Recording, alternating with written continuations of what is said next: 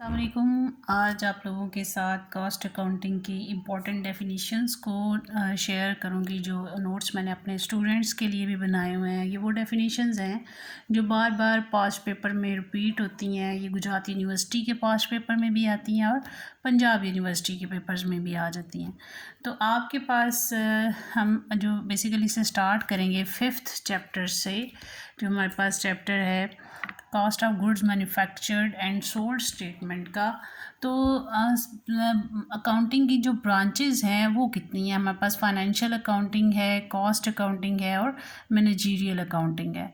तो financial accounting एक art है जिसमें हमें चीज़ों को रिकॉर्ड करना होता है, क्लासिफाई करना होता है, फिर समराइज़ करते हैं उसे बिज़नेस ट्रांजैक्शंस में और फिर हमने इसे इंटरप्रेट करना है क्योंकि हमने रिज़ल्ट्स निकालने होते हैं। तो हम लोग इन सारे काम करने के बाद जो interpret the results thereof करते हैं कि हम लोगों को इसके फाइनल रिज़ल्ट्स पता चलें कि हमारा बिज़नेस प्रॉफिट में जा रहा है या लॉस में जा रहा है। तो कॉस्ट अकाउंटिंग क्या है? कॉस्ट अकाउंटिंग एक ऐसा प्रोसेस है जिसमें हमने चीज़ों को कलेक्ट करना है, जिसमें हमने कॉस्ट को चीज़ों की कॉस्ट को कलेक्ट करना है और उसको एवेल्यूएट करना है कि उसके ऑपरेशनल डाटे को, कि उसको कितना उसके ऊपर एक्सपेंस आएगा। आगे हम इसे मज़ीद डिटेल में डिस्कस करेंगे क्योंकि ये डेफिनेशन बार बार पेपर में आती है। फिर हमारे पास थर्ड ब्रांच है management accounting. It is the name of specialised knowledge and skill which are used for the preparation and presentation of accounting information in order to assist the management for making policies and decisions। क्या कहते हैं कि इसमें ये specialised knowledge है और ये ऐसी महारत है जिसको इस्तेमाल करते हुए वो अकाउंटिंग इंफॉर्मेशन की जो है वो इसको इस्तेमाल करते हुए ऐसी प्रेजेंटेशंस बनाता है अकाउंटिंग की मालूमात की, और इसे मैनेजमेंट को असिस्ट करता है कि वो किस तरह पॉलिसीज़ बनाएं और किस तरह वो उसके ऊपर डिसीजन लें। तो एक जो चीज़ है कि कॉस्ट और एक्सपेंस में डिफरेंस क्या है? कॉस्ट क्या है कि spending which not yet expired, ऐसी स्पेंडिंग्स हैं जो हमारी अभी एक्सपायर नहीं हुई होती। तो कॉस्ट हमारी अनएक्सपायर्ड है, जब तक हमारी चीज़ें सेल नहीं हो जाती वो हमारी कॉस्ट में ही रहेंगी। और एक्सपेंसेस जो हैं वो एक्सपायर्ड हैं, मतलब एक दफ़ा हो गया तो वो हो गया। तो कॉस्ट अकाउंटिंग क्या है? It is the branch of accounting, ये अकाउंटिंग की ऐसी ब्रांच है which deals with analysis of cost and control of cost. इसमें हम लोगों ने कॉस्ट को एनालाइज करना है और उसको कंट्रोल करना है, यानी दो चीज़ें हैं, analysis of cost and control of cost. तो एनालिसिस ऑफ कॉस्ट में क्या है? How much is incurred on the particular thing, कि एक चीज़ को बनाने के लिए कितने ज़्यादा पैसे उसके ऊपर लग सकते हैं। अब कंट्रोल ऑफ कॉस्ट है, तो how can we control the minimise the cost with a view to maximise profit with assurance of quality.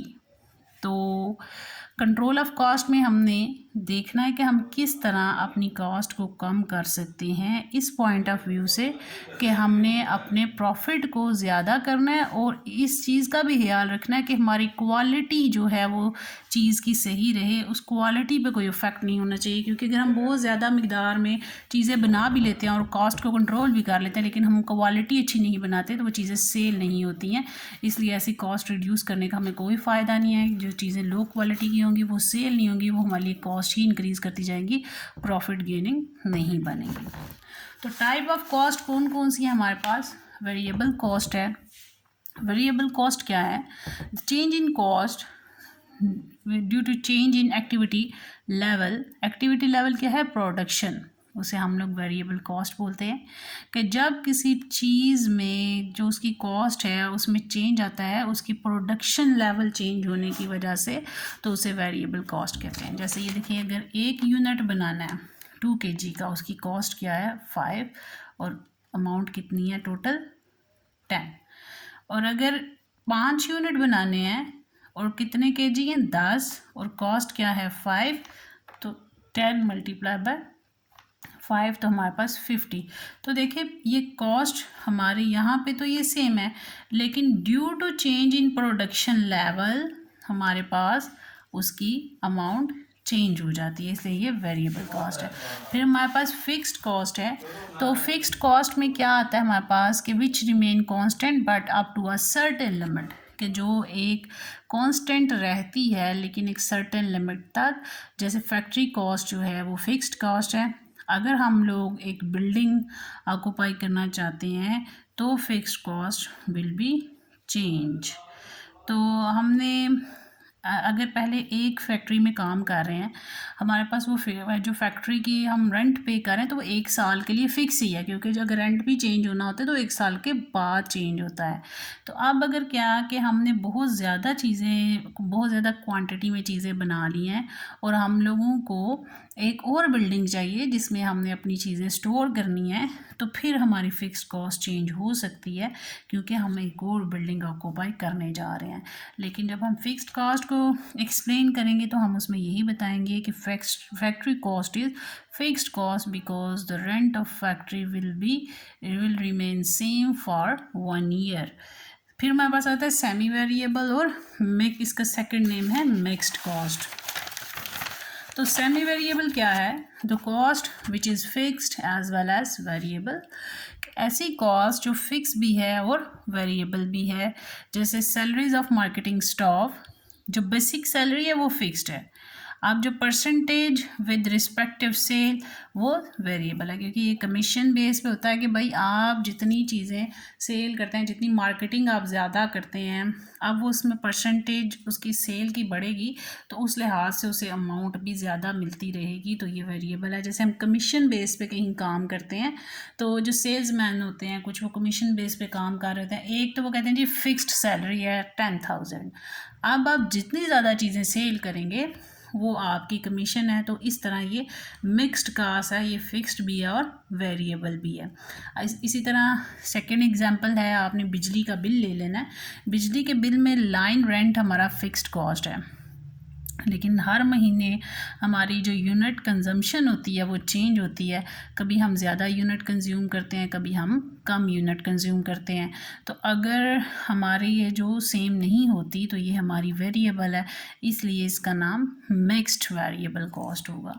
तो संक कॉस्ट क्या है? ऐसी कॉस्ट जिसको हम लोग रिकवर नहीं कर सकते, ऐसी कॉस्ट जो इररेलेवेंट होती है, जिसको हम फ्यूचर में डिसीजन नहीं ले सकते और हम लोग इसको फ्यूचर में रिकवर भी नहीं कर सकते। जैसे हमने एक बिल्डिंग बनवाई है, तो बिल्डिंग अगर हम लोग उसको तोड़ या डिमोलिश कर रहे हैं तो क्या सीमेंट हमारा वापस आ जाएगा, या रेत हमारी वापस आ सकती है, या उसमें जो बजरी यूज़ हुई है वो वापस आ सकती है? ये ऐसी चीज़ें हैं जो वापस नहीं आ सकती। तो ये हमारी संक कॉस्ट है। मे बी इनके हम दोबारा यूज़ कर सकें, जो दरवाजे खिड़कियाँ वगैरह इस्तेमाल हुई हैं वो हम दोबारा यूज़ कर सकें, लेकिन जो बजरी सीमेंट रेत इस्तेमाल हो चुकी है या हमने जो मजदूरी दी है वो हमारी रिकवरेबल नहीं है। तो ये हमारी संक कॉस्ट हुई। अपॉर्चुनिटी कॉस्ट तो ऐसी कॉस्ट है जिसमें हमारे पास एक चॉइस होती है कि हम लोग एक चीज़ को छोड़ के उसके बदले में दूसरी चीज़ ले सकते हैं। The benefit forgone for the selection of an other option is called opportunity का, कि एक के फ़ायदे को लेने के लिए हम लोग छोड़ देते हैं, उसके मुतबादिल चीज़ को लेने के लिए एक से हासिल होने वाले फ़ायदे को हम छोड़ देते हैं। बेसिकली हम ये भी कह सकते हैं कि ये जो है एक सेक्रीफाई है किसी चीज़ का। आगे एग्जाम्पल है, if there are 2 products and we select product A and forgone the benefits of B, then the benefit of availed by product B is opportunity cost. कि हमारे पास 2 प्रोडक्ट्स हैं जिसमें हमने ए सेलेक्ट की है और जो बी के बेनिफिट हैं उसको हमने जाने दिया है, तो जो बेनिफिट हमें इससे हासिल होने थे प्रोडक्ट बी से, वो हमारी क्या है? Opportunity cost. होप सो आपको ये क्लियर हो गया होगा अपॉर्चुनिटी कॉस्ट। फिर हमारे पास आता है डिफरेंशियल कॉस्ट। डिफरेंशियल कॉस्ट का सेकंड नेम क्या है? Incremental cost. तो the cost incurred by adding some extra features in the product is called differential cost.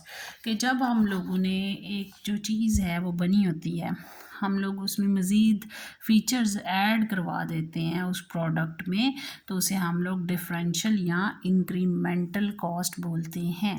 तो if we buy a product अगर हम एक प्रोडक्ट खरीदते हैं and we want to add some features in our product, then the additional product feature increase the cost of product. और जब हम उसमें मज़ीद जो फीचर्स हैं वो ऐड कर देते हैं, तो जो हम ऐड करते हैं प्रोडक्ट में उसे हम लोग इंक्रीमेंटल कॉस्ट बोलते हैं। और फिर सेकंड एग्जांपल है, if two consumer demand for furniture with different specification, cost of both product will be different due to additional features. अब अगर किसी ने डाइनिंग टेबल लेना हो, तो अगर 6 चेयर्स वाला ही है, लेकिन एक क्या कहता है कि मुझे टेबल शीशे वाला चाहिए और दूसरा कहता है कि मुझे लकड़ी वाला चाहिए। अब दोनों की रिक्वायरमेंट्स अलग हैं। अब है तो टेबल ही और चेयर्स भी 6 हैं, लेकिन क्या है कि एक ने लकड़ी वाला लेना है और एक ने शीशे वाला टेबल लेना है। तो ये डिफरेंस आ गया, दोनों में फ़ीचर्स का डिफरेंस आ गया। तो ये जो एडिशनल फ़ीचर्स होंगे, इसी तरह अगर हम लोग जो पहले से चीज़ हमने ख़रीदी है, अब हम कहें जी इसमें थोड़ा चेंज कर दें और इसमें जो डिज़ाइन है वो चेंज कर दें या कलर चेंज कर दें, तो वो हमारी एडिशनल कॉस्ट होगी। फिर टोटल कॉस्ट है कि total cost is a sum of fixed cost and variable cost. जो टोटल कॉस्ट है वो सम है फिक्स्ड और वेरिएबल कॉस्ट का। एलिमेंट ऑफ कॉस्ट कौन कौन से हैं? एलिमेंट ऑफ कॉस्ट है material, labour and FOH, factory overhead. तो मटेरियल में हमारे पास डायरेक्ट मटेरियल भी आता है और इनडायरेक्ट मटेरियल भी आता है। लेबर में डायरेक्ट लेबर भी आता है और इनडायरेक्ट लेबर भी आता है। फैक्ट्री ओवरहेड में हमारे पास एक्चुअल फैक्ट्री ओवरहेड है और अप्लाइड फैक्ट्री ओवरहेड है। अब हम इनको डिटेल में डिस्कस करते हैं कि डायरेक्ट मटेरियल क्या है। Material which become integral part of the product, the material without which existence of product is not possible। अगर हमने जो है हमारा बिज़नेस है कापियाँ बनाने का या फिर हम लोग स्टेशनरी का काम कर रहे हैं, बुक्स वगैरह बनाते हैं, तो अगर हमारे पास पेज ही नहीं है तो हम कैसे उसे बना सकेंगे। इट्स मीन कि कॉपी या बुक बनाने के लिए जो इंटीग्रल पार्ट है वो पेज होगा। अगर हम फर्नीचर बनाते हैं तो हमारे पास अगर लकड़ी ही नहीं है तो हम लोग फर्नीचर कैसे बनाएंगे। अगर लोहे का बनाते हैं तो लोहा ही नहीं तो फिर फर्नीचर कैसे बनेगा। तो बेसिकली जो चीज़ इंटीग्रल पार्ट बन जाती है कि जिसके बगैर उस चीज़ का बनना नामुमकिन हो जाता है, उसे हम लोग डायरेक्ट मटेरियल कहते हैं। तो जैसे परफ्यूम है वो हम खुला तो नहीं दे सकते, उसके लिए बॉटल होना ज़रूरी है, तो बॉटल उसके लिए इंटीग्रल पार्ट है।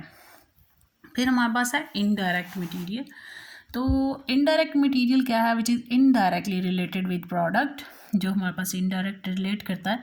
जैसे कि वो कंपलसरी भी है प्रोडक्शन प्रोसेस के लिए, लेकिन वो प्रोडक्ट के लिए कंपलसरी नहीं है। जैसे ऑयल है, ग्रीस है, नट्स हैं, मशीन है, फर्नीचर है।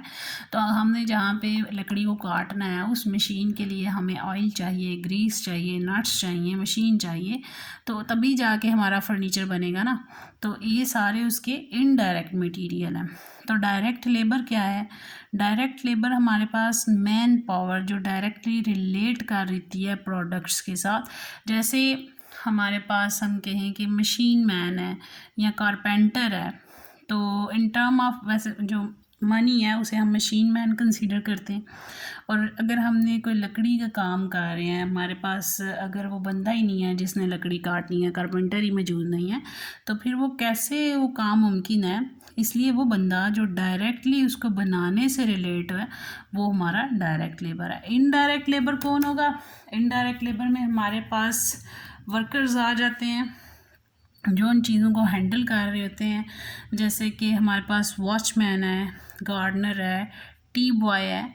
तो ये सारे इनडायरेक्ट लेबर होते हैं। ये उस चीज़ को बनाने से रिलेटेड तो नहीं होते, लेकिन उसकी टेक केयर करने से रिलेटेड होते हैं, उसको सेल आउट करने से रिलेटेड होते हैं, तो इसलिए सारे इनडायरेक्ट हैं। Factory overhead. फैक्ट्री ओवरहेड क्या है? All cost of factory except direct material and direct labour, यानी कि सारी की सारी फैक्ट्री की कॉस्ट सवाए मटेरियल और लेबर के फैक्ट्री ओवरहेड में आती है। All cost which in the premises of factory other than direct material, कि जितनी भी फैक्ट्री के प्रीमिसेस के अंदर चीज़ें मौजूद होती हैं उसके ऊपर जितनी कॉस्ट आती है वो सारी फैक्ट्री ओवरहेड में शामिल है, जिसमें बिजली आ जाती है, पानी आ जाता है, फिर उसका फैक्ट्री का रेंट आ जाता है। हमारे पास इसमें जो है वो इनडायरेक्ट जो चीज़ें हैं वो आ जाती हैं। तो फोरमैन है, डेप्रिसिएशन ऑफ फैक्ट्री बिल्डिंग है, सैलरी ऑफ स्टाफ है, मिसलेनियस एक्सपेंसेस हैं और इनडायरेक्ट लेबर है। ये सारी हमारी फैक्ट्री ओवरहेड की एग्जांपल्स हैं। फैक्ट्री ओवरहेड में indirect material plus indirect labour plus other factory overhead. जो अदर फैक्ट्री ओवरहेड है मैंने अभी आपके साथ डिस्कस किए हैं कि सैलरी ऑफ फोरमैन है, मिसलेनियस एक्सपेंसेस हैं, depreciation etcetera. Direct cost is equal to direct material plus direct labour. अब क्या है कि product cost, variable cost, period cost, fixed cost which is fixed for a time period. ये आपका बहुत important point है कि प्रोडक्ट कॉस्ट क्या है, जो वेरी होती रहती है, वेरिएबल कॉस्ट है। लेकिन जो पीरियड कॉस्ट है वो फिक्स्ड कॉस्ट है which is fixed for a time period. अब type of factory overhead actual FOH है, अप्लाइड है। Actual factory overhead, actual cost, और ये आफ्टर प्रोडक्शन होते हैं। जब चीज़ बन जाती है तो फिर हमें पता चलता है कि टोटल इतना खर्चा आया है उसके ऊपर फैक्ट्री ओवरहेड का, तो वो हमारे एक्चुअल है। अप्लाइड क्या है, ये हमारे एस्टिमेटेड होते हैं। इसमें हम लोग अंदाज़ा लगाते हैं कि हमारी इतनी कॉस्ट आ जाएगी, और ये हमने प्रोडक्शन से पहले अंदाज़ा लगाना होता है। अब जो इम्पोर्टेंट पॉइंट्स हैं जो आपने इसमें माइंड में रखने, इसके क्वेश्चंस भी करते हुए, कि अगर applied FOH less than actual factory overhead हो तो ये अंडर अप्लाइड एफओएच होते हैं। If applied FOH are greater than actual FOH they are over applied factory overhead. Applied FOH are given in percentage mostly. आपको वो applied FOH percentage में देंगे। इसे अब्जॉर्प्शन रेट भी बोलते हैं, इसे प्री डिटरमिन्ड रेट भी बोलते हैं। और अगर क्वेश्चन में दोनों गिवन होंगे तो आपने जो पहले इस्तेमाल करना है वो अप्लाइड एफओएच को इस्तेमाल करना है, और ये जो प्री डिटरमिन्ड एफओएच है इसका दूसरा नाम है, आपने इसको पहले इस्तेमाल करना है। और बाद में आपने एक्चुअल और इसका डिफरेंस निकाल के जो हमारे पास एक्चुअल, जो हमारे पास कॉस्ट ऑफ गुड सोल्ड आएगी, उसमें अगर तो अंडर अप्लाइड है तो ऐड हो जाएगा, तो हमारे पास actual cost of good sold आ जाएगी। और अगर हमारे पास ओवर अप्लाइड है तो हम लोग उसको कॉस्ट ऑफ गुड सोल्ड में से माइनस कर देते हैं। ये हमारे एफओएच से रिलेटेड इंपॉर्टेंट पॉइंट्स थे। तो हमने इसमें सारी आज कॉस्ट डिस्कस की हैं, और इन कॉस्ट में जो है वो चीज़ें बार बार पेपर में आती हैं। हमारे पास डिफरेंशियल कॉस्ट है, सेमी वेरिएबल कॉस्ट है, संक कॉस्ट है, अपॉर्चुनिटी कॉस्ट है, और खाली जो कॉस्ट अकाउंटिंग है उसकी भी डेफिनेशन पेपर में आपके पास आ रही होती है बार बार। तो बाकी डेफिनेशंस हम लोग नेक्स्ट वीडियो में इंशाल्लाह डिस्कस करेंगे। थैंक यू, अल्लाह हाफिज़।